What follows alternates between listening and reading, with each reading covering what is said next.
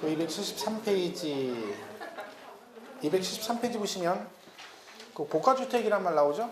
이건 전에 계산 한번 했었죠? 그래서 기준만 고가주택은 뭘 고가주택이라고 한다?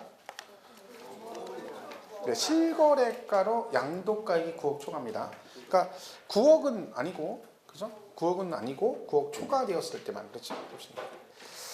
대전 넘어가면 274페이지 5번에 공동소유주택이라는 게 나옵니다. 그러니까 집이 이렇게 있는데 이 집을 예를 들면 갑을 병이 뭐하고 있다? 공유하고 있다. 이런 경우 있죠? 같이 지분 등이 되어 있는 거죠. 자, 이렇게 하면 만약에 갑을병이 이 집을 공동소유하고 있고요. 그리고 이 사람들이 각자 본인들이 살고 있는 집이 하나씩 있다. 이렇게. 각자 본인명의 집이 하나 있고 요거는 공동명이에요. 그럼 이 갑을병은 1세대 몇 주택이다? 갑은 몇 주택이다? 1세대 2주택. 을은요? 2주택. 병도 2주택입니다. 그러니까 우리가 이게 조심할 게 공동소유는 무조건 뭐예요? 그 명이 되는 순간 세법에서는 각각 1주택을 소유한 걸로 봅니다. 그럼 얘네들 공동명 하는 순간 3명 다 1주택 소유한 게 되는 거고 거기다가 각자 명의로 집이 또 있으면 3명 다 1세대 2주택입니다. 여기 착각하시는 게 뭐냐면 뭐 지분 같은 거 얘기하시면 지분이 얼마 안 돼 있다. 지분 이렇게만 지분하고 상관없어요. 명의가 돼 있는 것 자체가 중요한 거죠. 그러니까 100명이 집 하나를 100명이 공동명의가 있다. 그럼 어떻게 돼? 100명 다 각각 1주택 소유한 걸로 본다. 숫자 계산할 때 그런 얘기죠. 그러니까 이건 조심해야 됩니다. 그러니까 어떤 분들은 그러니까 나는 집이 하나 있지만 여기는 지분이 얼마 안 되니까 명의는 돼 있지만 지분이 몇 프로 안 되니까 나는 1주택자라고 생각하시면 안 된다는 거지. 왜? 세법은 그걸 안 따지고 지분이 몇 프로가 중요한 게 아니라 명의가 돼 있으면 공보상 명의가 돼 있으면 뭐예요? 각각 1주택 그렇습니다. 이거 좀 조심을 해야 됩니다. 그래서 공동소유는 개개인이 1주택을 소유한 걸로 보겠다. 그래서 거기 5번에 공동소유주택 그래가지고 1주택을 여러 사람이 공동소유하는 경우는 주택수 계산할 때 공동소유자 각자가 그 주택을 소유한 걸로 본다. 거기까지만 일단 그죠? 보시면 되죠? 공동소유는 각각이다. 자, 이게 이제 주택에 관한 얘기다. 되겠죠? 자, 그러면 이제 그 밑에 이제 예외 2년 이상 보유가 나옵니다. 그러니까 우리 금방 보유 기간은 2년 이상 채워야 된다 그랬죠? 그죠? 자, 근데 이거 예외입니다. 얘는 뭐예요? 네가 2년 보유를 하지 않았는데도 2년을 보유한 걸로 봐주겠다 그런 뜻입니다. 예외 규정인 거죠. 첫 번째가 뭐냐면 이제 이런 게 있다 있죠. 건설 임대 주택 그런 거죠. 자, 건설 임대 주택의 뜻은 그러니까 말 그대로 일반 매입 임대 주택이 아니라 임대사업자가 아파트를 지어서 뭘 하고 의무적으로 일정 기간 동안 임대한 다음에 그 의무 임대 기간이 끝나면 분양 전환하는 임대 주택을 말합니다. 그러니까 보통 우리가 이제 보통 의무 임대 기간이 5년 정도 하거든요. 그럼 갑이 만약에 요 집에 임대주택에 세를 들어가서 이날 세 들어간 날인데 여기서 만약 얘가 5년을 살았다. 그런 얘기가 있죠. 5년을 살았다. 자, 그러면 임대사업자 입장에서 의무 임대 기간이 끝났죠. 5년이. 그죠? 그럼 뭐를 해요? 분양을 합니다. 분양. 얘가 분양을 하죠. 그냐면 얘가 분양을 하는 걸 얘가 뭐예요? 세입자 살다가 분양을 받아서 본인 앞으로 등기를 했다. 그런 얘기죠. 그리고 나서 얘가 이거를 1년 후에 팔면 그런 뜻입니다. 만약 1년 후에 팔았다. 그럼 이때 그러면 이 갑은 이 주택의 보유 기간은 몇 년이냐 그런 얘기죠. 주택의 보유가 몇 년? 갑은 보유 기간 몇 년? 1번 1년, 2번 5년, 3번 6년. 1년이에요. 1년. 그 제가 말씀드린 지난번에 했죠. 사람이건 부동산이건 남 앞으로 등기되어 있는 걸 넘보면 안 된다고 그랬잖아. 그죠? 남 앞으로 등기된 걸 넘보면 큰일 나는 거예요. 그러니까 이두령 한 밑에 성춘형 이렇게 돼 있는데 성춘형 이두령 밑으로 등기돼 있잖아요. 근데 홍길동이가 그 성춘형을 넘보면 돼 안 돼? 안 되지. 큰일 나는 거예요. 그러면. 그리고 우리가 부적절한 관계라는 거 그런 거 안 되는 거지. 그 부동산도 마찬가지고. 그러니까 본인 앞으로 등기돼 있는 사람만 본인이 할 수 있습니다. 제가 그랬잖아요. 헷갈리면 집만 나오면 헷갈려. 내가 보여서 남편이 남자가 딴 남자가 보이고 딴 여자가 보인다 그러면 꼭 주민등록 등본 떼어가지고 가슴에 품고 다니라니까. 헷갈릴 때만 열어보면 거기 써 있어. 제 이름 밑에 김머시기. 아니면 핸드폰 바탕화면에 깔고 다녀. 그때만 헷갈릴 때마다 이렇게 쳐다봐. 그럼 사진이 보이잖아. 그럼 비교해봐. 이게 딱 보면 우리 와이프가 얼굴이 틀리잖아. 그럼 쳐다보면 안 되는 거야. 큰일 나는 거예요. 그죠? 조심해야 됩니다. 저는 깔려 있습니다. 그죠? 제 그렇게 하니까 고맙긴 한데 제 의지는 아니죠. 오늘 와이프 카톡으로 딱 보내가지고 사진을 딱 보내고 깔어. 그래서 속으로 내가 눈 깔으는 줄 알았어. 눈 깔아서 깜짝 놀랐어. 그때 사진을 깔으라. 안 깔았어요. 왜? 깔았는데 바로 깔면 자존심 상하지. 안 깔고 그냥 갔어. 그 저녁에 아니고 확인하죠. 핸드폰 깔았어? 뭐? 그랬죠. 모른 척. 뭐? 그때 아까 내가 보내준 거 못 봤어? 보긴 봤는데 바빠서 못 깔았어. 갖고 와봐. 그 자기가 깔아 자기가. 그 제 자존심이죠. 제가 안 깔아. 날 때 거부한 거잖아. 거부한 거. 제가 시작해 안 깔았어요. 그죠? 그리고 깔아놓으니 이제 끝 깔고 딱 그거. 그리고 이제 뭘 확인해요? 입력. 와이프 이름 입력에 대한. 뭐라고 돼 있어요? 입력. 여러분. 웬수 이렇게 돼 있어요? 저는 이제 마누라라고 돼 있는데 마누라. 근데 마누라 그러면 안 돼. 앞에 꼭 뭐가 붙어야 돼요? 이쁜 마누라. 쓰러지는 거죠. 진짜. 진짜. 그냥 전 제 생각에는 누구세요 이렇게 쓰고 싶어요. 누구세요? 이렇게 하고 싶어요. 근데 이쁜 마누라 이렇게 되는 거죠. 그죠? 내가 자존심 시켰습니다. 그래서 제가 안 깔고 와이프한테 깔으라고. 그러니까 참 사람이 어떤 데는 하죠. 내가 자존심 시키는 게 그거하고 음식물 쓰레기 안 버리는 거 두 개라니까. 참. 하늘에 두 쪽 나도 음식물 쓰레기는 버리지 말자. 이게 제 철칙이거든요. 다른 건 다 버리는데 그건 안 버려요. 그죠? 그게 철칙인데 참 어떨 때는 철하죠. 내가 이걸 자존심 시키겠다고 음식물 쓰레기 안 버린다고 하는 게 참 웃긴 거죠. 근데 저는 진짜 싫어요 그거. 음식 막 냄새 나는데 막 그 국물 떠드는데 막 그거 들고 나한테 버리라고 하면 우리 절대 안 해요. 하늘에 두 쪽 나도. 창피하죠. 쪽팔리게 남자가 그걸 막 들고 이렇게 간다는 게 그게 이상하죠. 전 그래요. 전 그래 안 해요. 그죠? 그날 같은 날 음식 쓰레기 버렸는데 얼마나 창피한데 둘이 쓰레기 통 버리다가 동시에 열었는데 마주친 거야. 그럼 막 얼마나 창피한 거야. 하고. 진짜 안 돼. 시키지 마세요 여자들. 그런 거 시키지 마. 그냥 창피 얼마나 창피한데. 그렇지. 다른 거 버려줘야 되면 쓰레기 청소하고 설거지하고. 그 여자는 도대체 뭐 하는데 남자가 설거지에 청소에 빨래에 쓰레기 버려. 돈을 그럼 확실히 벌든가. 사타맨하게 내가 살림하게. 그것도 아니면서. 그럼 남자는 뭐냐고. 직장 다 일해 그다음에 설거지 다 해. 그럼 여자는 도대체 하는 게 뭐냐고. 그러면서 맨날 뭐 이 남자 교통분담을 해. 무슨 분담을 해. 다 남자가 다 하는 거지. 알 수가 없다면서 살짝. 죄송합니다. 같이 울컥해가지고 저거는 그러니까 요거는 그러니까 결국 뭐다? 보유는 여기부터 내 거죠. 왜? 여기가 내 앞으로 등기한 거잖아. 그럼 보유 기간은 몇 년이에요? 1년인 거지, 1년. 그죠? 그럼 여기는 내 거야. 이건 임대사업자 거잖아요. 그러니까 보유는 못 하는 거지. 근데 얘가 뭐 했다는 거예요? 여기 임차 일로부터 요 양도일까지 여기서 뭐 했으면 5년 이상 뭘 했으면 거주를 했으면 그래, 거주. 그러니까 내가 이 집에 살았으면 뭐와 관계없이 보유기간에 관계없이 비과세 해주겠다 그런 뜻입니다. 그럼 얘가 만약에 여기 들어가서 정확히 5년을 정확히 거주하고 다음날 등기 썼어. 그럼 등기 치고 그날 팔아도 되고 그 다음날 팔아도 상관없다는 얘기죠. 왜? 보유는 상관없다는 얘기. 뭐만 하면 된다? 5년 이상 살았으면, 그죠? 그럼 얘는 보유기간에 관계없이 그 뜻입니다. 첫 번째 그럼 예외 규정은 뭐다? 건설임대주택은 뭐만 하면 된다? 임차일로부터 양도일까지 5년 이상 거주. 자, 두 번째는요. 무조건 되는 거 있다 했죠? 뭐 수용.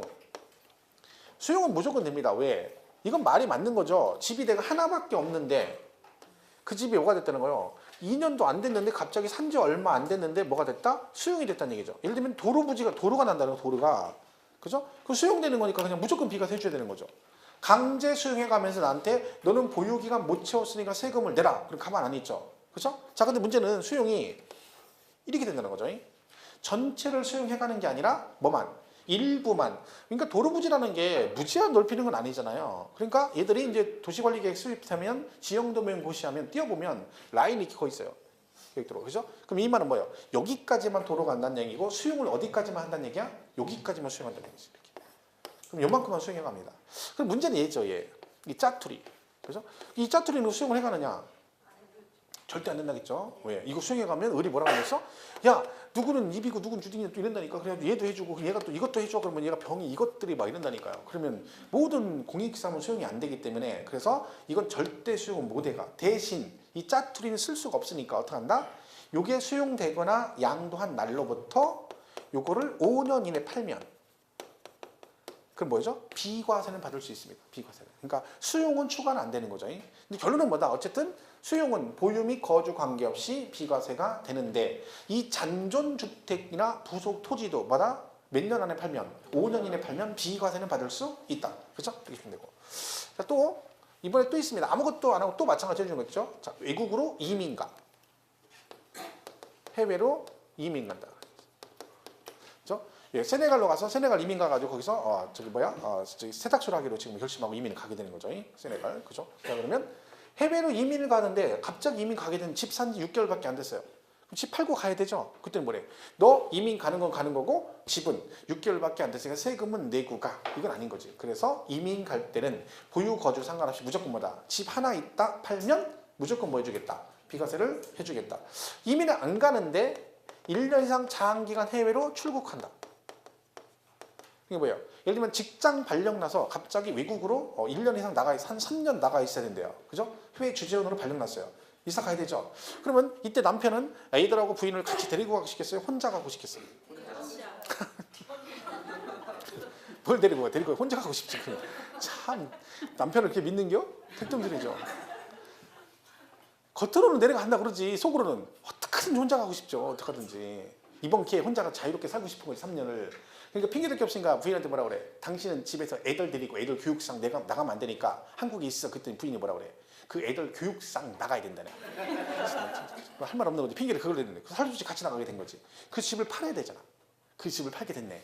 걔를 뭐다? 얘도 둘 다 뭐다? 무조건 비과세는 해주겠다. 근데 문제는 이민을 가거나 외국으로 나가려고 하는데 집이 안 팔려. 그럼 집 팔릴 때까지 이민 안 가고 기다릴 수는 없잖아요. 그죠? 그래서 못 팔고 그냥 나갈 수도 있는 거죠. 그런 경우는 어떻게 하면 된다? 그 출국한 날로부터 2년 이내 팔면. 그죠? 그럼 뭐죠?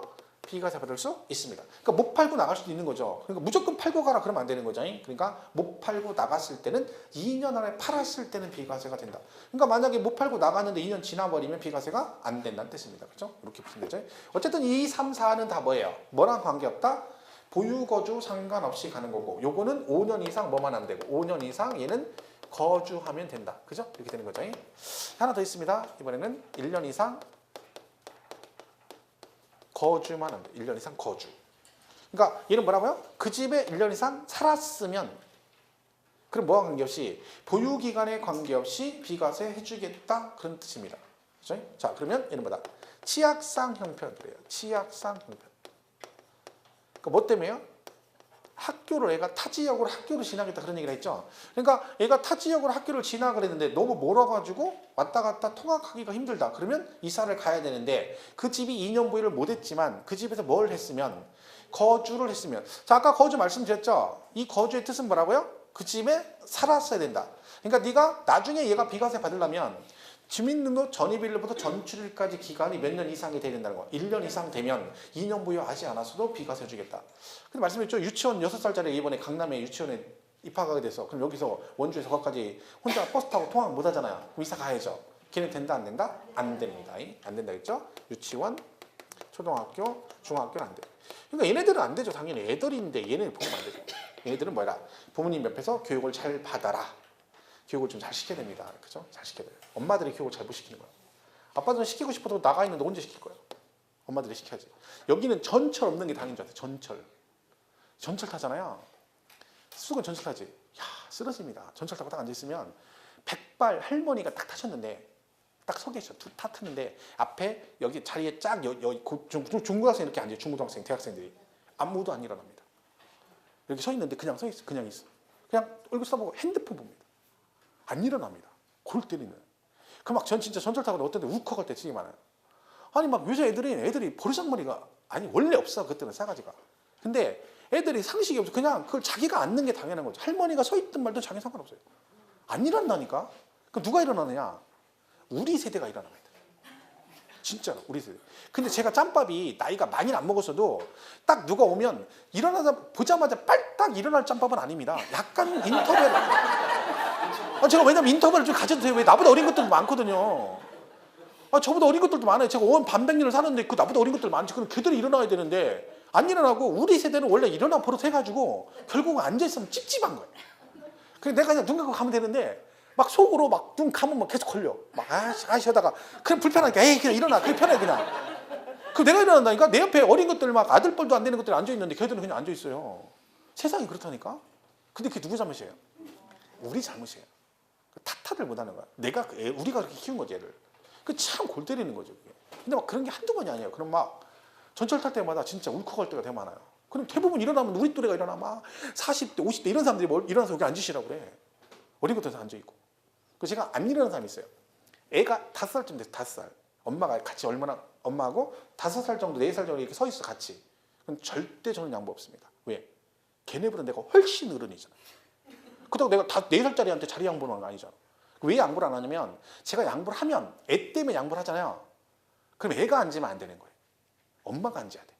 근데 엄마는 절대 안 앉아요. 애를 앉히고 자기는 서 있어. 나는 그건 아니라고 보거든요. 그러니까 그게 잘못된 거야. 왜? 그러니까 애가 자기가 앉는 줄 아는 거야. 근데 그러려면 엄마가 앉은 다음에 애를 이렇게 안 해야 되는 거야. 이렇게 무릎에 앉히든가. 그럼 자기는 서 있어. 그럼 내가 4살짜리한테 자리 양보한 거잖아. 걔가 나한테 양보해야지. 왜?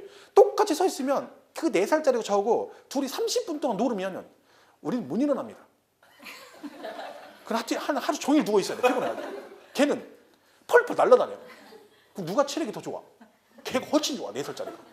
그럼 내가 누가 앉아야 돼? 제가 앉는 게 맞아요. 근데 엄마들은 걔를 앉혀. 걔가 힘들다고. 뭐가 힘들어, 4살짜리가? 놀러 다닌다니까. 우리가 피곤하지. 참, 막 그거 보면 진짜 골 때립니다. 가끔 인터넷에 보면 왜 미담 같은 거 나오잖아요. 막 고등학생 여자애가 막 할머니가 이렇게 저기 들고 가는데 그걸 들고서 이렇게 날라주는 거 막 그런 거 나오거든. 근데 그게 원래 상식 기본이거든요. 근데 언젠가부터 그게 뭐야? 아름다운 미담이 된 거지. 그게 누구 잘못이야? 우리 잘못이라니까. 반성하셔야 돼. 특히 젊은 엄마들 조심해야 돼. 젊은 엄마들. 요즘 우리는 그나마 잘 켰어. 젊은 엄마들이 문제지. 막 애들 밥 안 먹는다 쫓아다니지 말고. 지발 좀 부탁인데. 이틀만 2끼만 굶기면 애가 막 말 얼마 잘 되는데. 진짜라니까요. 자, 우리 처남한테 그럽니다. 네 아들내미 우리 집에 하루만 보내라. 하루만. 쉬는 날. 그럼 내가 밥을 확실하게 고쳐주겠다. 그런다니까. 볼 것도 없습니다. 하루 딱 치면 이틀 2끼 굶기면 되니까. 밥 먹어? 그러면 처음엔 이제 숟가락 비집어져. 그럼 치우면 돼. 그럼 저는 치울 수 있어요. 내 자식이 아니니까. 그리고 아무것도 안 줘요. 울더니 말대 두는 거야. 그리고 점심때 되면 또 밥을 줘요. 또 여기 앉아? 그럼 또 어쩌고 하면 또 치워요. 그럼 한 말 더 얘기할 것도 그냥 치워. 울다 말다 내도 그냥 놔두고. 그리고 저녁 때 되면 와서 앉아 있어. 진짜라니까. 얘가 생명의 위협을 느끼는 거야. 아, 여기 있다 내가 굶어 죽을 수도 있구나. 농담 아니라니까요. 그러면 무조건 그건 고쳐요. 근데 계속 따라다니는 거야. 한 숟갈을 먹어. 애가 타협해요. 그럼 나 이거 다 먹으면 핸드폰 보여줄 거야? 웃기잖아요. 아니 지가 집 안 먹는데 이걸 안 먹으면 나 핸드폰 보여주면 먹겠다는 거야. 그게 말이 됩니까? 근데 엄마들은 어떻게 해? 알았어 그러거든요. 너 이거만 먹으면 내 핸드폰 줄게. 그게 말이 됩니까? 어린 것들이 벌써 타협해. 자기 엄마하고 협상을 해. 근데 무조건 엄마가 져. 그러니까 얘가 버르장머리가 없는 거지. 안 된다니까. 진짜. 이게 잘해야 된다니까. 이게. 유치원, 초등학교, 중학교. 그죠? 누구 잘못이요? 엄마 잘못이에요. 엄마. 왜? 아빠는 시간이 없어요. 시간이. 아빠는 지금 여기 이러고 있죠. 지금 이러고 있어요. 언제 교육할 시간이 없어요. 질병치료. 그죠? 그러니까 식구 중에 한 명이 편찮으신데 그 요양 같은 걸 1년 이상 장기간 해야 돼. 그러면 물 좋고 공기 맑은 데로 가야 되는데 그럼 강원도로 와야죠. 강원도로. 여러분 강원도에 상관없는데. 그죠? 그러면 이사 가야 되지. 그죠? 따라 있습니다. 근무상 형평 그래요. 이는 뭐예요? 직장 발령난 거라 했죠? 여러분 원주 있다가 거제도로 발령났어요. 그럼 어떻게 돼? 클릭 가야 되지. 근데 이사를 가는 건 내 의지가 아니잖아. 왜? 직장 발령나서 가는 거니까 여기서 출퇴근 못 하죠. 그러니까 이사 가라는 얘기지. 대신 뭐라 해라? 1년 이상 거주만 하면 비과세요. 시험에 뭐 당연히 나왔죠. 이게 뭐라고 하냐면 보유 이렇게 나와요. 땡 틀리죠. 보유가 아니고 뭐? 거주. 자, 그리고 이사 갑니다. 자, 이사를 어디로 가야 되느냐? 얘는 전부 다 요거 있죠? 요 거주 이사 어디로 가야 돼? 타시군으로 가야 됩니다. 타시군. 그러니까 이 시군이 뭐라고 나오면 틀려요. 1년 이상 거주한 주택을 양도하고 동일시군 내로 그럼 땡? 안 됩니다. 동일시군은 안 돼. 어디로 가야 돼? 다른 시군구. 그러니까 원주시에서 원주시로 가는 건 안 되는 거죠. 그죠? 고등학생인데 원주에서 원주시로 간다. 그러면 안 되는 거죠. 원주에 살고 있는데 예를 들면 고등학교를 어디로 간다? 뭐 다른 데로 과학고등학교나 뭐 이런 데 진학하는 거죠. 여기도 있죠. 다 지역마다 있잖아요. 그거 어디 있어? 춘천에 있나요? 아, 원주 있어요? 오, 좀 동네네. 그죠? 그러면 아니면 외국어 뭐 대원 외고 서울에 있는 데 간다. 이런 거 가능한 거죠. 아니 공제 뭐 유명 한일고등학교 간다. 이런 데로 가면 되는 거죠. 그러면 뭐야? 그때는 된다. 물론 다 입증해야 되는 겁니다. 당연히. 그냥 말로만 하면 되는 건 아니죠. 그러니까 조심할 것은 보유 아니고 거주다. 그리고 뭐다? 다른 시군으로 가야 된다. 자, 보시면 됩니다. 자, 교재 보시면 274페이지 4번에 2년 이상 보유 1번 원칙 나오죠? 자, 여기 뭐라고 했나 보세요. 1세대가 양도일 현재 우리나라에 1주택을 보유하고 있는 경우로서 해당 주택의 보유 기간이 2년 이상인 것을 말한다. 그 가로 안에 있는 거 보지 마세요. 그건 나중에 할 거니까. 참고해 보면 참고사항 1번 거주 기간은 주민등록표상 전입일로부터 전출일까지 기간에 의한다. 그죠? 자, 2번은 보유기간 확인은 뭘로 간다? 당해주택의 등기부 등본 또는 토지 건축물 대장 등본 등에 의한다. 그러니까 보유기간은 공부상으로 가고 거주기간은 주민등록 전입일로부터 전출일까지로 따진다. 그런 얘기입니다. 자, 오른쪽 275페이지 보유 거주기간 특례 그래가지고 자, 동그라미 1번 건설 임대주택을 양도하면 두 번째 줄에 뭐라고 돼 있어요? 그 건설 임대주택 임차일로부터 양도일까지 거주기간이 몇 년? 5년 이상이면 된다. 그렇죠?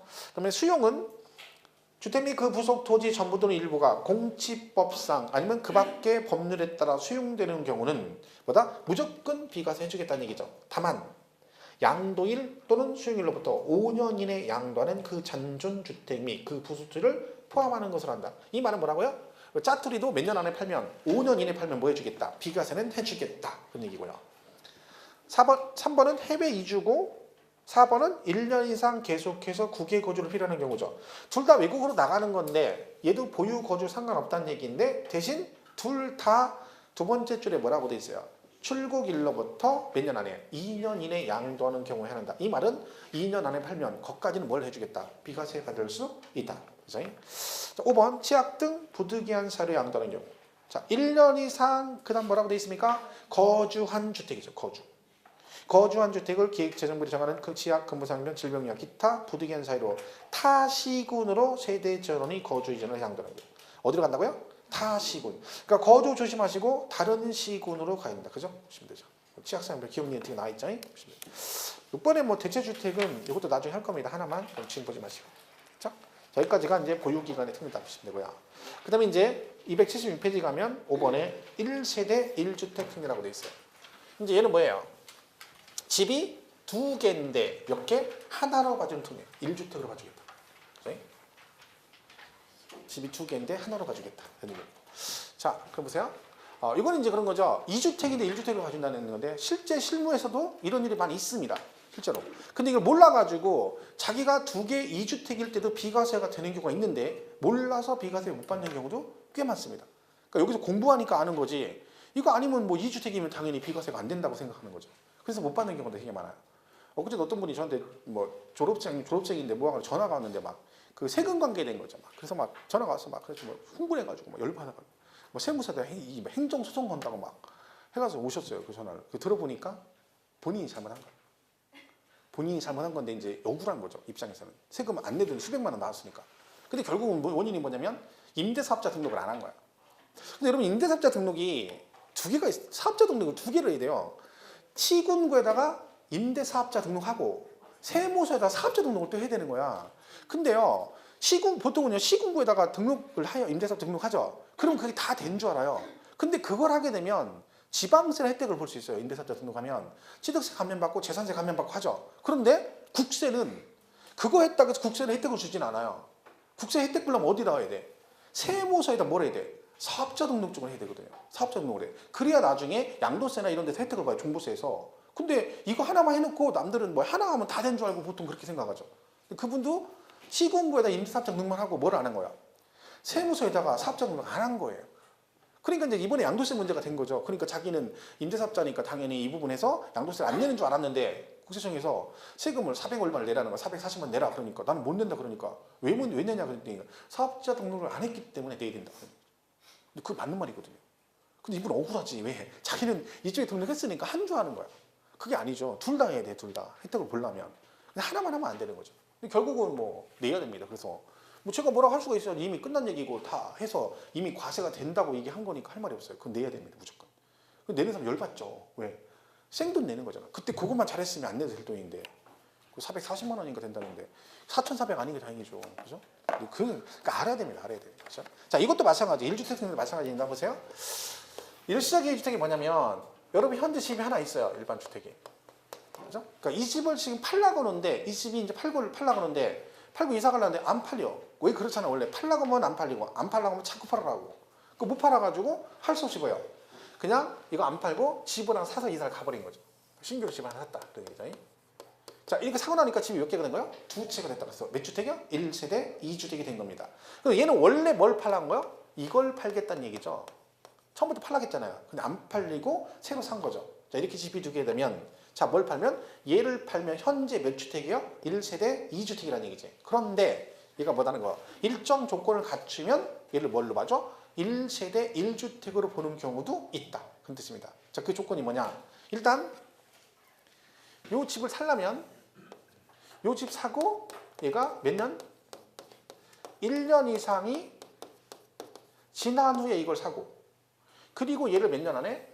3년 이내 팔아야 돼요.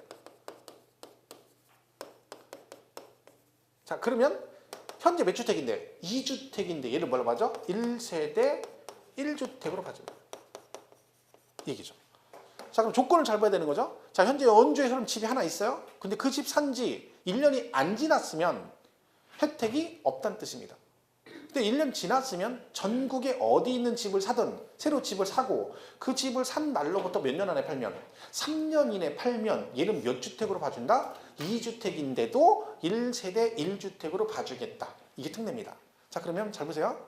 이렇게 1년 이상 지나고 요걸 사고 산 날로부터 3년 안에 팔면 1세대 1주택으로 봐서 비과세한다. OX. 자, 내가 기존의 집을 사고 1년 이상 지나면 새로운 주택을 취득하고 새로운 주택을 취득한 날로부터 3년 안에 종전주택을 양도하면 1세대 1주택으로 봐서 비과세한다. OX? 자, 일단 이게 비과세가 된다 치면 자, 지금 5가 맞으면 보세요. 자, 원주 집을 샀죠? 사고 나서 1년 되자마자 얘를 샀어요. 됐죠? 사자마자 팔았어요. 3년 안에 판 거 맞죠? 자, 그럼 1주택 맞죠? 그 얘는 비과세인가요? 아닙니다. 왜? 비과세는 1주택이 비과세가 아니죠. 뭘 해야 돼? 보유를 2년 해야 됩니다. 이 케이스는 지금 이거 사고 1년 되자마자 사고 바로 팔아버리면 1주택은 맞지만 보유기간은 2년이 안 된 거잖아요. 근데 비과세한다. 그럼 말이 안 되는 거지. 왜? 내가 집이 하나인 사람도 1주택자도 뭘 해야 돼? 2년 보유해야지 비과세가 되는 판에 하물며 얘는 몇 주택이야? 2주택인데 바로 비과세는 말도 안 되는 얘기입니다. 그래서 이 경우는 비과세한다 그러면 안 되고 비과세 규정을 적용한다. 그죠? 이 말 적용한다하고 비과세한다는 달라요. 판단한다 이런 거죠. 그 말은 뭔 얘기예요? 적용해봐서 얘가 2년 보유했으면 뭘 받고 비과세 받을 수 있고 2년 보유 못했으면 비과세가 안 된다는 뜻입니다. 그래서 이건 조심해야 됩니다. 그죠? 근데 만약에 질문에 이렇게 나올 수 있죠. 문제 질문에 요 일반 주택이고 얘가 여기다가 뭐 4년 보유 뭐 이런 식으로 나왔다 만약에 그러면 뭐예요? 1주택이라서 비과세 한다 해도 맞는 질문이 되는 거지. 왜? 얘가 보유를 4년 한 걸로 본다는 얘기죠. 그러면 얘는 1주택인데 4년 보유 한 게 되니까 이 케이스는 비과세 한다 맞지만 이런 말이 없으면 바로 비과세 한다 그러면 안 돼요. 그러니까 이게 잘못 이해하면 나중에 무지 헷갈릴 수 있습니다. 왜냐면 얘가 이거 말고 아까 우리 보유기간 특례 배웠죠. 자, 치약상 형편으로 1년 이상 거주한 주택을 양도하고 세대 전원이 다른 시군으로 이사를 하게 되면 이제는 비과세한다. OX. 자, 이거 이제 헷갈리죠? 잘 보셔야 돼요. 자, 치약상 형편으로 1년 이상 거주한 주택을 양도하고 다른 시군으로 세대 전원 이사하는 경우는 1주택으로 비과세한다. 그러면 맞는 질문입니다. 얘는 맞는 질문이에요. 왜? 보유기간 특례는요. 보유기간 특례는 내가 현재 1세대 1주택인데 뭘 해야 돼? 2년 이상 보유를 해야 되는 건데 현재 1주택인 상태 내가 2년 보유를 못한 거죠. 근데 취약상 형편은 1년만 거주하면 뭐 한 걸로 봐? 2년 보유한 걸로 본다는 얘기죠. 그럼 그 순간 나는 뭐가 되는 거예요? 1세대 1주택 2년 보유한 거지. 그럼 걔는 비과세가 되는 거지. 이거는 그러니까 1주택인 상태에서 보유기간 특례니까 상관없는데 지금 얘는 뭐예요? 1세대 몇 주택이야? 2주택인 상태죠. 그걸 뭘로 본다는 거예요? 1주택으로 본다는 얘기지. 여기까지 특례지. 그러니까 얘는 비과세 받으려면 뭐까지 해야 돼? 보유도 해야 되는데 했을 수도 있고 안 했을 수도 있으니까 이거는 비과세 한다 그러면 안 되는 거지. 그러니까 그 차이가 다 외워놓고 잘못하면 저기서 틀릴 수도 있거든요. 그러니까 확실하게 가려면 이 부분까지 이해하시면 돼. 근데 이건 헷갈릴 거 없어요. 뭐라고 생각하면 돼? 두 개는 바로 비과세는 없는 거지. 누가 봐도 그죠. 그러니까 1주택 특례는 뭐예요? 2주택인데 1주택으로 봐주는 경우는 바로 비과세는 절대 없다. 그보다 비과세 규정을 적용한다고 맞고, 보유기간 특례는 내가 몇 주택인 상태에서 1주택인 상태에서 2년 보유에 대한 예외니까 이거는 비과세가 맞다. 이렇게 이해하시면 됩니다. 그래야지 이것만 딱 보시면 안 되죠. 얘네들은 그리고 뭘 조심해야 되냐면 두 가지가 있어요. 어느 걸 먼저 팔아야 되는 순서가 중요합니다. 그리고 또 하나는 기간이 나온 애들이 있고 어떤 애는 기간이 안 나온 애들도 있어요. 그게 또 달라요. 그러니까 그걸 확실하게 구분 안 하면 엄청 헷갈리게 돼 있어요. 자, 그럼 이 케이스는 보통은 1주택 특례는 잘 모르면 무조건 일반 주택을 판다. 무조건 뭐? 잘 모르면 찍을 때 뭘 찍어? 일반 주택. 여기서 일반 주택의 개념은 원래부터 내가 가지고 있던 집을 말하는 거죠. 그죠? 그거만 딱 일단 기억하시면 돼요. 물론 예외가 있긴 있지만 원칙적으로는 뭐다? 기존의 집을 먼저 팔아야 된다. 조건 잘 기억하시고요. 1년 지나고 사고 3년 안에 팔면 이런 얘기죠. 이걸 잘 보셔야 됩니다. 교재는 거기 276페이지 5번에 1번 일시적 1세대 2주택에서 동그라미 1번이 있죠. 그렇게 되죠. 국내 1주택을 수요한 1세대가 그 주택을 양도하기 전에 다른 주택을 취득함으로써 일시적으로 2주택이 된 경우 하고 거기다가 사이에 경우 다음에 뭐 들어가야죠. 그렇죠? 그리고 뭐 들어요? 거기다가 그 들어가겠죠? 뭐 들어가야 돼요? 종전주택을 취득한 날부터 1년 이상이 지난 후 다른 주택을 취득하고 이렇게 들어가야죠. 그거 지난번에 종업회 넣으라고 했죠? 그죠? 그 지금 지금 넣어야 됩니다. 거기 2주택이 된 경우라고 돼 있잖아요. 2주택이 된 경우 하고 그 다음에 다른 주택 이렇게 나오죠? 여기 그 사이에다가 이 사이에다 들어가는 거지. 그죠? 종전주택을 취득한 후 1년 이상이 지난 후 다른 주택을 취득하고 그거를 집어들라 그 얘기죠. 자, 보시면 이따가 설명 들으시고 그냥 이따가 쉬는 시간에 그 정오표 있죠? 그거 보고 적는 게 제일 빨라요. 그죠? 그건 들어가야 됩니다. 그리고 나서 그 다른 주택을 취득한 날로부터 몇 년 안에 3년 이내에 종전주택을 양도하는 경우에는 이를 1세대 1주택으로 봐 비과세 규정을 적용한다. 그렇죠? 보시면 됩니다. 쉬는 시간에 하세요. 왜냐면 이거는 이 말이 꼭 들어가야 돼. 이 말이 빠지면 만약에 얘가 문제가 일반 주택 취득 후 그냥 새로운 주택을 취득하고 이 다른 주택 취득한 날로부터 3년 이내 팔면 1주택으로 본다. 그럼 땡 틀립니다. 그죠? 몇 년 지난 다음에 사야 돼? 1년 지나고 사야 된다. 이것도 뭐 중간에 몇 번 개정된 거예요. 원래는 이게 없었거든요. 그리고 2년 안에 팔면 이랬는데 개정되면서 1년 지난 다음에 사고 3년 안에 팔면 이렇게 바뀐 거니까 규정을 확실하게 알면 알고 아니면 말고 그래야 됩니다. 이런 것들은 애매하게 알면 차라리 모르는 게 낫어요. 차라리 모르는 게. 어설프게 알면 아무것도 아니고 그거는요. 그게 제일 안 좋은 거예요. 그게. 알든가 모르든가 둘 중에 하나. 이게 딱 좋은 거죠. 자, 그 다음에 거기까지만 보시고 그 2번하고 3번은 보지 마세요. 나중에 할 거예요. 다 걔도. 그 다음에 맨 밑에 277페이지 2번 상속으로 인한 1세대 2주택 있죠? 그걸 보겠습니다. 이것도 이제 많이 있죠. 여러분들이. 왜? 내가 집 하나 가지고 있는데 뭘 받았다는 거예요? 상속을 받아서 집이 두 개가 됐다. 이런 경우 있죠? 여러분 집이 있는데 부모님 돌아가면서 상속받았어. 자, 얘는 뭘 팔아라? 잘 모르면 뭐 찍으라 했어? 얘 팔면 된다니까. 그러니까 이거 먼저 팔면 안 됩니다. 기존에 있던 집을 팔아야 되고요. 그리고 얘는 기간 제한이 없어요. 상속은. 그러니까 아무 때나 팔면 돼요. 상속 받자마자 팔든 10년 있다 팔든 상관없어. 중요한 건 뭐다? 기존의 일반 주택을 먼저 양도해야지 상속받은 주택을 팔면 무조건 2주택입니다. 그 시험에 나오는 거 뻔하겠죠. 이렇게 됐을 때 상속받고 3년 안에 팔면 1주택으로 본다. 그러면 땡 틀리는 거고, 아니면 상속받은 주택을 먼저 양도하면 1주택. 그것도 틀린 겁니다. 그러니까 그냥 기간 제한 없이 얘 먼저 팔면 된다. 그것만 잘 기억하시면 됩니다. 자, 근데 요거는 조심할 게, 자, 실무는 시험은 여기까지 나옵니다. 여기까지. 근데 이걸 듣고 누구한테 알려주면 안 됩니다. 왜냐면 이게 잘못되면 큰일 날 수가 있어요. 이게 뭐 이런 거 이제 보는 거 있어요.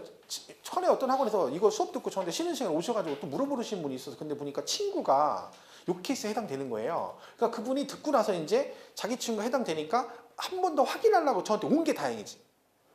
안 왔으면 문제가 될 수 있어요. 왜? 이게 다 그런 게 아니거든요.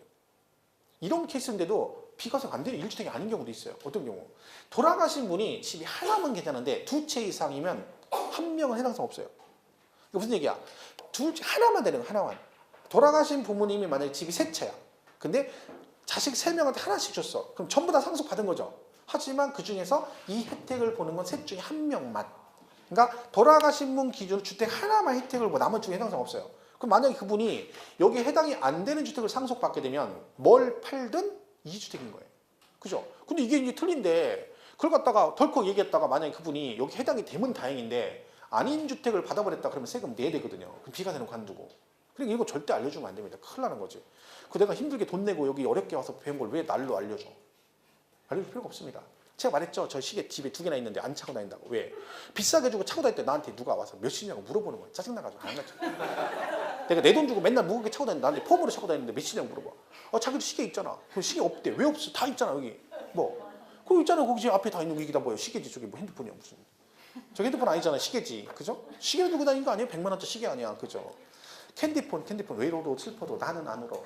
참고 또 참지 울기 내울어. 전화가 생전 안 와. 언제만 봐. 혹시 전화 왔었나 확인할 때 눌러보고 몇 시인지 볼 때 보는 게 핸드폰 아니겠습니까? 그게 시계지 뭐. 왜 나한테 날로 물어봐. 여러분 알려주면 안 됩니다. 그죠? 조심해야 됩니다. 혹시나 그러면 항상 뭘 팔아라? 얘를 먼저 팔아야 됩니다. 그죠? 그것만 기억하시면 기간 제한 없다. 자 볼게요. 2번에 1번 단독 상속 주택의 경우 동그라미 1번 상속받은 주택과 그 밖의 주택을 국내 각각 한 개씩 수용한 1세대가 일반 주택을 양도하는 경우는 국내 한 개의 주택을 소유하고 있는 거로 봐 비과세 규정을 적용한다. 그죠? 그런 얘기죠. 그럼 단독 상속, 공동 상속 나오는데 그건 너무 신경 쓰지 마시고요. 그러니까 보통 우리가 단독 상속 받죠. 근데 이럴 수 있어요. 공동 상속이 뭐냐면 자, 아까 제가 이렇게 가불병 얘가 공유를 하게 되면 각각 1주택이라고 했잖아요. 그죠? 근데 이런 경우 있어요. 부모님이 돌아가시면 집이 하나인데 그거를 자식 3명이 공동 상속을 받는 경우 있거든요. 그죠? 그러니까 뭘 받았어? 공동 상속을 받았어. 그죠? 지금 보세요. A, 갑, 을, 병이 각각 집이 하나씩 있는데 요 집을 상속받았는데 뭐 있어? 공동 상속받아서 공동 명의가 돼 있다. 자, 그럼 이때는 어떻게 되냐? 이때는 얘네처럼 각각 1주택이 아니고 이때는 한 명만 주택으로 보고 나머지 주택으로 안 봅니다. 어느 경우는 공동 상속받았을 때는. 근데 누구만 주택으로 보냐면 주된 상속자만 주택으로 봐요. 셋 중에 뭐 지분이 제일 많은 사람. 만약에 이런 경우 있잖아요. 어머니하고 자녀 둘이 해서 공동 상속을 받게 되면 어머님이 50% 지분 갖고 자식이 25%면 그러면 이 주택은 누구 주택으로 봐? 어머니 주택으로 보고 자녀 2명은 여기가 명의가 돼 있지만 얘네 둘 다 몇 주택자야? 1세대 1주택자가 된다는 얘기죠. 무슨 말인지 이해가시죠? 그러니까 일반 공동 소유는 뭐다? 각각 1주택인데 어느 경우는 공동 상속으로 공동 명의로 돼 있을 때는 각각이 아니라 누구만 주된 상속자만 주택으로 보고 나머지는 주택수에 들어가지 않는다. 실제로 이런 케이스를 물어본 적이 많이 있거든요. 어머님하고 자녀 이렇게 해서 됐는데 이분이 딸인데 이분이 자기 집을 팔고 싶은 거예요. 근데 요 집이 명의가 돼 있으니까 이제 나 2주택자니까 비과세 못 받느냐고 물어보러 오셨어요. 근데 이건 됩니다. 그럼 이 딸은 뭐예요? 이 딸하고 요 자녀 둘은 어떻게 돼? 여기 명의 돼 있어도 주된 상속이 아니기 때문에 이 집이 2년 이상 보유했었으면 뭘 받을 수 있다? 비과세 받을 수 있습니다. 그렇죠? 그게 좀 차이가 있으니까. 그렇죠? 어쨌든 상속은 단독 상속을 받든 공동 상속 받든 이거는 무슨 주택이야? 상속받은 주택이니까 뭘 먼저 팔면 얘를 먼저 팔면 뭐다? 1주택. 그러니까 지금 어머니 같은 경우도 사실 혜택을 보는 거죠. 왜? 본인 주택은 맞지만 이 어머니가 만약에 본인 앞에 집이 또 하나 있었다. 그럼 어떻게 돼? 2주택은 맞지만 이는 무슨 주택이야? 상속받은 주택이잖아요. 그럼 어떻게 하면 돼? 기존의 집을 팔면 그것도 뭐요? 1세대 1주택자가 되는 거죠. 그렇죠? 그런 얘기입니다. 그래서 공동상은 좀 다르다. 정리만 보시고 나중에 또 정리하시면 되니까. 일단 여기서는 기간 제한 없이 뭘 팔아라? 일반 주택 먼저 팔아라. 요것만 기억하시면 됩니다. 그래서 참고로 이거 혹시 우리 시험에는 안 나오는데 이 상속받은 게 아까 한 명만 된다고 했잖아요. 그러면 그 셋 중에 기준이 나와요. 그 기준 뒷장이 있어요. 박스에. 그러니까 어떤 주택을 상속받은 주택으로 보냐면 거기 나오죠. 돌아가신 부모님이 보유기간이 제일 긴 거. 그러니까 A, B, C 세 개가 있는데 하나는 1년, 2년, 3년을 보유했다 아버지가. 그러면 어떤 거 받은 거? 3년 보유한 거 받은 사람이 여기에 해당되는 거예요. 보유기간 제일 긴 거. 근데 보유기간이 똑같으면 그 중에서 그 아버지가 제일 오랫동안 거주했던 거. 거주기간이 제일 긴 거 받은 사람이 여기에 해당돼요. 거주기간이 없거나 똑같다 그러면 그때는 뭐예요? 그때는 이제 그러니까 뭐야? 돌아가실 당시 거주했던 집 어느 집에 살았느냐 그거 받은 사람. 그것도 없으면 기준시가 높고 이런 식으로 기준이 있어요. 그게 뭐 거기 278페이지 이번에 박스에 정리되어 있는데 이건 실무적인 부분이 시험에는 관련 없습니다. 그러니까 시험은 그냥 뭐만 기억하면 된다? 일반 주택 팔면 된다. 그것만 기억하시면 됩니다. 자, 278페이지 3번하고 4번은 뭐라고 돼 있어요? 직계존속, 동거봉양하고 뭐가 나와요? 혼인이 나와요. 이거 뭐예요? 그러니까 부모님을 모시려고 학가가 이런 얘기죠. 자, 자녀가 부모님 집이 있고요. 여기 자식이 결혼해서 분가해서 살고 있어요. 집을 갖고 있어. 그죠? 그리고 여기 솔로 남성이 있고 여기 노처녀가 있습니다. 노처녀. 그죠? 자, 근데 둘 다 집을 하나씩 갖고 있는 거죠. 자, 이 상태는 어떻게 했다는 거? 여기서 학가고 여기서 결혼했다 그런 얘기죠. 자, 그러면 이거는 지금 세법에서 뭐라고 하냐면 동거봉양 그럽니다. 동거봉양의 뜻은 뭐예요? 자식이 부모를 모시기 위해서 학가한다 그런 뜻이거든요. 그죠? 그러니까 자식이 부모를 모시려고 학가하니까 너는 투기 목적이 아니고 그러니까 부모 모시려고 가는 거니 혜택을 주겠다는 얘기죠. 물론 내용은 부모를 모시려고 들어가는 건 아니고 지 자식을 맡기려고 또 들어가는 거지만 그죠? 이 맡기면 안 된다니까. 그죠? 네. 자, 여러분 이렇게 집이 두 개 된 거죠. 어쨌든 학가에 있으니까. 그죠? 여기는 뭐예요? 결혼하는 거죠. 남자가 집이 있고 여자도 집이 있는데 둘이 학가에서 몇 주택이 됐어? 1세대 2주택이 됐다 그런 얘기죠. 뭐 어쨌든 남자는 뭐 기분 나쁠 수 있다고 했잖아요. 왜 여자가 자기를 무시하고 집이 없을까 봐 집을 몰래 하나 사온 건데 뭐 그래도 일단 마음을 넓게 쓰면 집이 두 개가 된 거죠. 어떤 케이스죠? 여자가 백조인데 집이 있다. 그럼 뭐라 했어? 처갓집이 부자라는 얘기고 처갓집이 부자 아닌데 집을 사왔다는 얘기는 능력이 여자가 능력이 있다는 얘기고 그죠? 아니면 돌싱이거나 뭐 그런 돌싱 그때 위자료 받아온 거죠. 또 갖고 온 거예요. 이건 괜찮아요. 왜 갖고 있다가 끝까지 갖고 있으면 나중에 이혼할 때 얘는 분할 대상도 아니야. 왜? 원래 내 거잖아. 그죠? 그럼 갖고 있다가 그대로 또 헤어지면 이 집 갖고 나오면 돼요. 그대로. 팔지만 않으면. 그죠? 왜? 재산분할 대상 뭐만? 결혼 이후 형성된 재산만 분할 대상인 거죠. 그때 뉴스 보셨어요? 김주아 앵커. 김주아 앵커 판결 난 거? 자, 재산분할을 김주아가 10억을 주래 남편한테. 그 남편은 너는 외도했으니까 네가 책임 있으니까 위자료를 5천만 원 주래. 그 남편은 그놈의 나쁜이 다 했는데 5천 위자료 주 끝나고 김주아는 재산을 자기 재산 10억을 갖다 재산분할해서 남편을 주라는 거야. 휴, 당나라고 완전히 골 때리지 않습니까? 그 새끼가 나쁜 일도 다 했잖아요. 결혼 이미 한 놈인데 안 했다고 사기치고 결혼하고 거기다가 또 그 와중에 또 거기서 최연애 장사 해가지고 또 애 낳아가지고 애까지 낳고 그리고 이혼을 했는데 김주아한테 걔가 판사 판결은 그거죠. 걔가 외국계 은행 다니는데 연봉이 2, 3억 됐나 봐요. 돈을 많이 벌었나 봐. 그러니까 그 재산 형성할 때 김주아보다는 남편이 돈을 많이 벌어서 재산 형성을 많이 한 거니까 그 재산에 10억을 줘야 이게 맞다는 거예요. 형평성이. 그러면 걔한테 10억 주고 아니 그러면 위자료는 5천만 원만 주래. 이게 말이 됩니까 이게? 그 새끼가 완전 나쁜 놈인데? 김주아는 완전 당한 거잖아요. 근데 5천만 주고 퉁치고 둘이 퉁치는 게 맞지 않습니까? 10억 줄 거 퉁치고 너 위자료 10억 주고 이것도 열받는데 야, 5천 주고 그럼 9억 5천 주란 얘기잖아. 야, 골 때립니다. 그게 말도 안 되는 거지. 그죠? 야, 나라가 이상하다니까. 지 딸이 그러니까 네티즌이 뭐라고? 네 딸이 만약 그래서 뭐라 너 그렇게 하냐? 그게 맞잖아요. 뭐가 잘못해서 우리는 법원이 판사가 그죠? 판사가 걔들이 배운 거지만 걔들이 다 아는 건 아니거든요. 그럼 지네 감정 넣어가지고 말이 안 되는 거지. 그거는 웃긴 거죠. 그런 나쁜 놈들. 더나 교회 다니죠. 그 엄마가 이렇게 어미도 교회 다니고 그 아들내미도 교회 다니고 김주아가 독실한 크리스찬인데 같은 교회에서 지 아들 소개시키는 거야. 근데 나쁜 년이지 엄마도. 왜? 지 자식이 교회 다니는데 지 자식이 원래 결혼한 것도 속이고 걔를 결혼시킨 거잖아. 하긴 뭐 누가 그러대요. 그러니까 아니 뭐 저기 서세원이도 있는데 뭐 그런 얘기 하냐고. 서세원이는 목사님 아니에요. 목사님 했잖아요. 근데 이번에 봤죠? 엊그제 또 애 난 거 인터넷 나왔죠? 그 이혼한 사이 서정이하고 이혼해서 여자 하나 있었잖아요. 외국 가고 애 낳았잖아. 애 낳고 애 안고 다니더만. 진짜 그런 게 목사님이라고. 아니 난 이해가 뭐 개나 고리나 다 목사한다고 진짜. 그 직업이라니까 돈 벌려고 직업으로. 아유 진짜 이 땅에 수많은 목사님들이 얼마나 많은데 시골 가면 진짜 월급도 못 받고 막 사리가 없어가지고 막 진짜 불때 가면서 막 나무에 가면서 사는 목사님 얼마나 많은데 저 시골 다닐 때도. 근데 그런 인간들 때문에 욕먹는 거야. 나쁜 놈이지. 다 똑같아요. 어느 종교나 그죠. 싸가지 없는 놈들. 하여튼 서세원이 참 웃겨. 난 그냥 목사 한 달도 이상하게 좋아. 무슨 개나 버린다. 다 목사야. 무슨 갑자기 뜬금없이 그것도. 그죠? 서정이가 오히려 독실한 크리스찬이죠. 그죠? 걔는 근데 아무튼 아닌데 직업으로 한 거야. 그죠? 스님들도 그러잖아. 스님들도 절 해가지고 암자 하나 줘놓고 교회도 팔아요. 교회 넘기잖아. 교회를 이렇게 숫자 몇 명, 신도 몇 명이야. 이거 이만큼이면 내가 파는 거 내가 목사님이 여기 개척교회 해가지고 이만큼 만들어 놓으면 내가 누구한테 파는 거야. 자, 저당 얼마씩 해가지고 나 얼마 주고 넘기고 딱 가는 거야. 야, 이게 뭐 대한민국 이런 데서 갑자기 이렇게 자 이렇게 돼서 집이 두개 됐다. 그럼 이거 어떻게 돼요? 자, 얘는 조심하세요. 얘네들은 기존의 일반 주택을 팔아라. 얘는 아니에요. 다른 애들은 다 뭘 팔아? 원래 있던 집을 판다 그러면 얘는 아니죠. 왜? 이거는 지금 학가하는 거죠. 학가. 근데 학가가 어느 집으로 학가할지 모르잖아요.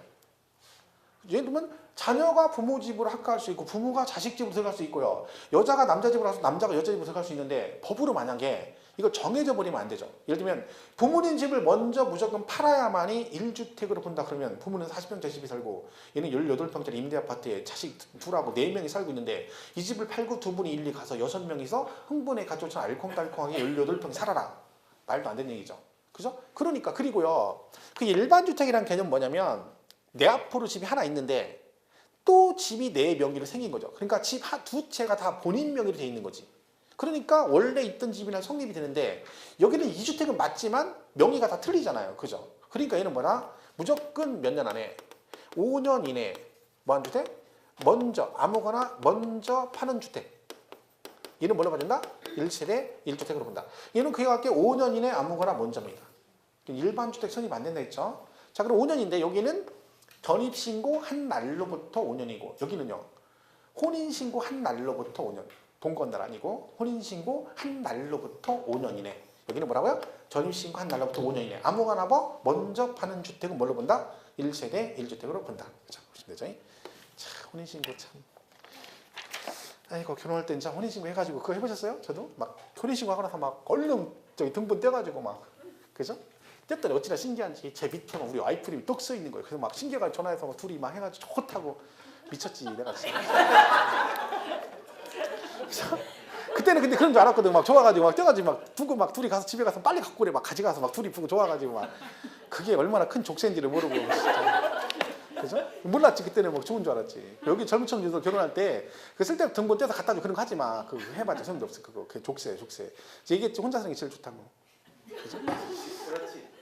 그래. 지금 봐봐. 여러분 봐봐. 얼굴 봐요. 지금 상상 한번 해봐요. 내가 지금 현재 결혼했는데 남편하고 부인하고 이혼하고 나 혼자 산다고 해봐. 생각만 해도 즐겁지 않습니까? 아니에요? 저는 아니에요. 저는 같이 사는 게 좋다고 얘기했잖아요. 저는 여러분 얘기해 주는 거야. 그는 지금 저거 똑같은 거요? 그랬어요. 그렇게 얘기할게요. 알겠어요. 그죠? 그렇죠. 자, 근데 보세요. 얘가 이제 이런 게 있어요. 남녀가 결혼하는데, 그죠? 남자도 집이 있고 여자도 집이 있는 거잖아요. 근데 이거는요, 결혼하기 전부터 집을 가지고 있어야 되는 거예요. 한 명만 집이 있는데 결혼하고 나서 집을 사면 소용없고. 근데 이런 경우 있어요. 이 남자가 무주택자예요. 집이 없고 부모 집에 같이 살아요. 그죠? 그 여자는 집이 있어요. 이 상태에서 결혼했다 그런 얘기죠. 자, 그럼 이건 무슨 얘기예요? 남자는 집이 없고 여자는 집이 있는데 결혼한다는 얘기는 이 여자가 남자를 겁나 좋아한다는 얘기죠. 왜? 자기는 집 있고 능력 있는데 남자는 집도 없고, 그죠? 아버지 집에 살고 있는데 결혼한다는 얘기야. 그럼 남자가 여자한테 뭐라고 얘기했어? 나는 부모님을 모시고 산다 라고 얘기했겠지. 말도 안 되는 얘기잖아. 지가 동살이 하는데. 이 여자는 그걸 뭐라고 들어? 야, 요즘에 보기 드문 청년이다. 그러니까 결혼하는 거예요. 그러니까 뭐가 시이니까 결혼한 거지. 그죠? 자, 이것도 기특하잖아요. 남자가 능력이 있는 거예요. 왜? 자기는 집에 더부살이 하고 있는데 여자는 집도 있는 여자를 얻은 거니까 얘가 능력이 있는 거지. 그죠? 자, 둘이 결혼했어. 이 케이스도 지금 보면 요게 남편 집은 아니잖아요. 누구 집이야? 부모님 집이죠. 그런데 결혼해서 집이 2개 됐다. 그럼 이것도 똑같이 지급해준다. 혼인한 날로부터 아무거나 몇 년 안에 5년 이내에 먼저 파는 주택은 뭔다? 1세대 1주택으로 봐주겠다. 그런 뜻입니다. 이렇게 보시면 되죠. 자, 교재 한번 볼까요? 278페이지 3번 직계존속 동거봉양. 1주택을 보유하고 1세대를 구성하는 자가 1주택을 보유하고 있는 60세 이상의 직계존속. 그러니까 부모님이 연로하셔서 모신다는 얘기니까 최소 양쪽 부모 중에서 한 분이라도 몇 세 이상이 된다? 60세 이상. 이건 좀 법이 바뀌어야 됩니다. 지금 60세면 시골 가면 청년회장 할 나이신데, 그죠? 동거봉양이라는 거 말이 안 되는 거죠. 70 넘어야 이장하시고, 그죠? 70에서 경로당 가시면 재터리 같은 거 심부름 하셔야 돼 그러거든요. 그러니까 이건 연세가 아직은. 근데 법은 지금 현재 몇 세로 돼 있어요? 60세 이상을 동거봉양하기 위해서 세대를 합침으로써 1세대가 2주택을 보유하게 되는 경우 합친 날로부터 몇 년 안에 5년 이내. 그다음 뭐요? 먼저 파는 주택. 이거 기억하시면 됩니다. 5년 이내 먼저. 그죠? 자, 4번 혼인으로 1세대 2주택. 동그라미 1번. 1주택을 보유한 자와 혼인함으로써 1세대가 2주택을 보유하게 되는 경우 혼인한 날로부터 얘도 마찬가지죠? 5년 이내 어느 거? 먼저 파는 주. 그죠? 동그라미 2번. 1주택을 보유하고 있는 60세 이상의 직계존속을 동거봉양하는 무주택자가 즉 부모님과 같이 살고 있는 무주택자가 1주택을 보유하는 자와 혼인함으로써 2주택을 보유하게 되면 마찬가지라 했죠. 혼인한 날로부터 몇 년 안에? 5년 이내 먼저 파는 주택은 1주택으로 비과세를 적용한다. 그죠? 자, 그렇게 정리를 하시면 되고요. 거기 그 5번하고 6번은 지정문화재하고 농어촌 주택이라고 되어 있죠. 얘네들 내용은 됐고요. 얘네들을 팔려는 얘기는 아니죠. 뭘 팔아라? 일반 주택을 팔아라. 이거 맞아요. 일반 주택 팔아라. 내용은 읽을 거 없습니다. 뭐 거기 보면 기농주택, 이농주택, 뭐 그 기농주택 조건 같은 게 바뀌긴 했어요. 세법상. 근데 그 바뀐 것까지 물어보진 않으니까 나중에 얘기를 하겠지만 좀 최근에 또 개정된 건데 신경 쓸 거 없습니다. 그냥 뭘 팔아라? 일반 주택 팔아라. 이것만 기억하시면 돼요. 그렇죠? 거기까지 보시고 7번하고 8번은 지금 안 하고 나중에 입주권까지는 3, 4월 때 같이 하겠습니다. 왜냐면 거기 7번 또 하면 아까 일시적 이주택 헷갈릴 수 있기 때문에 그래서 괜히 지금부터 헷갈릴 필요가 없죠. 그래서 그렇게 보시면 돼요. 나머지 뭐 6번 입주권 얘기들 뒤에 나와 있죠. 282페이지부터 얘네들 볼 거 없습니다. 시험에 안 나오니까 신경쓰시면 되죠. 자, 여기까지 정리하시고 잠깐 쉬었다가 286페이지 됐죠? 부가징수 납세 절차 딱 하겠습니다.